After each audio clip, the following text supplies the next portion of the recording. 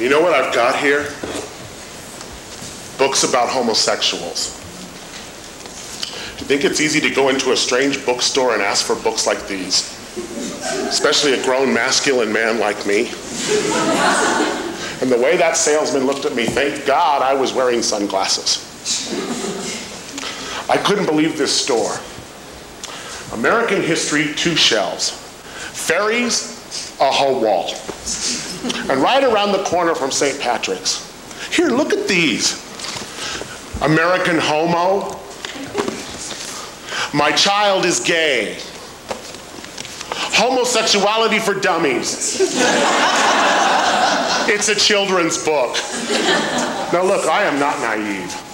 I know all about the gay rights, gay movement, gay this and gay that, but I never thought it would come knocking at my door, and if it did, I wasn't going to answer it. I don't know what to do anymore. I've been reading all day, and I am more confused than ever. One book says it's natural, another one says it's unnatural. One says it's in the genes, another one says it's an acquired taste. One says it's mental, another one says it's purely a physical thing. One says you gotta stop, one says leave well enough alone. I don't know what to do anymore. All I know is that I had nothing to do with it. I took him to baseball games.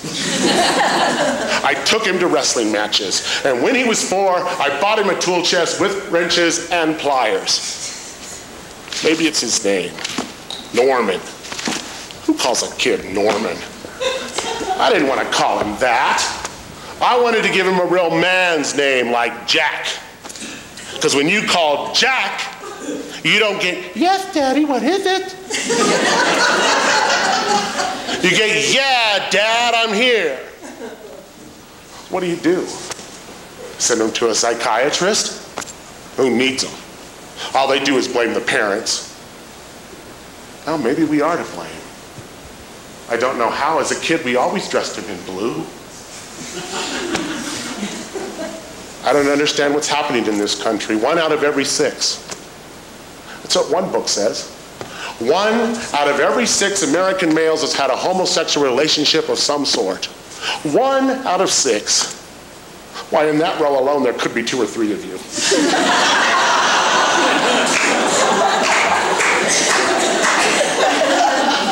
When I was growing up, I never heard about anybody being gay, except for little Peter Wasterson.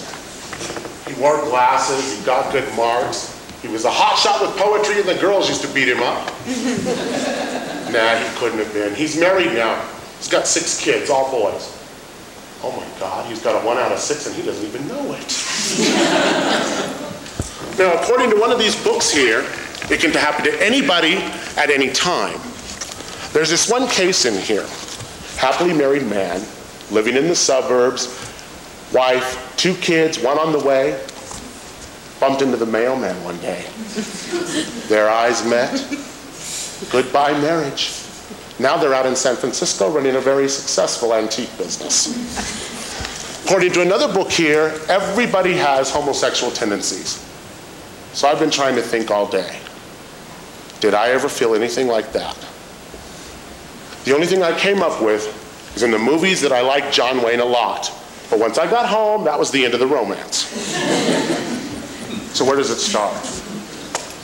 Where did it start with my Norman? I should have seen this coming. High school prom, that was the tip-off. He took his mother. What kind of mother accepts a date like that? Oh, maybe it is my fault.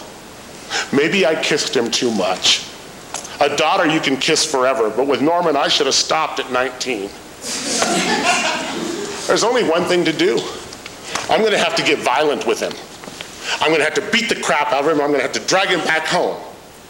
And then he'll meet a nice mailman and he'll start all over again. I don't know. You see, the wife in Julius, that I understand. Or maybe it's not what I think it is. Maybe a normal, healthy kid can have a cute apartment and a friend like Garson. Oh no, he can't. It's impossible.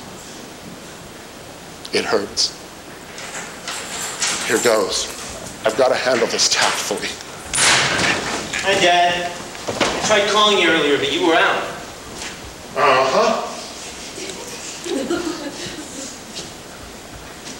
American homo. Are you going to deny it? That's what you are, isn't it? That's what you are? I guess I should have told you a long time ago. No, Norman, don't say that. It's not true. I don't believe it. It is true, Dad. It is not. I'll prove it to you. Walk across the room. Dad. I said walk across the room. Now look, Dad, this is See, where you don't walk like one. Now say Mississippi. Dad, please. I said say Mississippi. Mississippi. Say it again.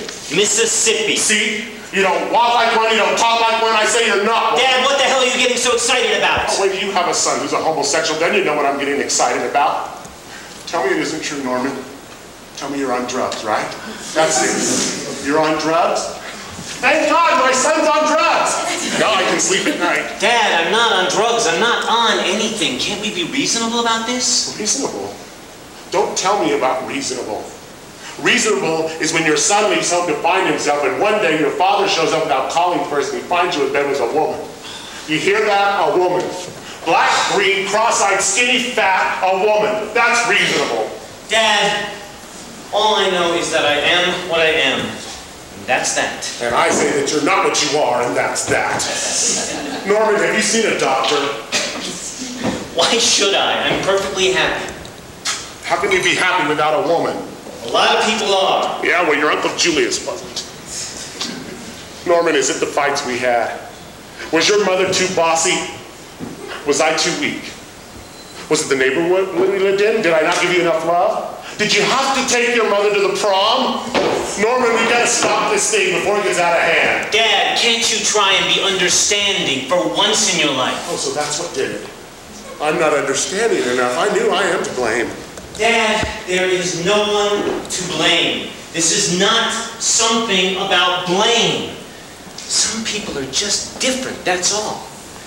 And who are you to say that it's wrong? I'm your father, and I say that it's wrong. You know, I should have forced you to finish college. If you'd have been a CPA instead of a goddamn window dresser, this wouldn't have happened. Dad, it would have happened no matter what I was. Oh, yeah? How many lumberjacks do you know that have purple drapes? 3. God, Norman.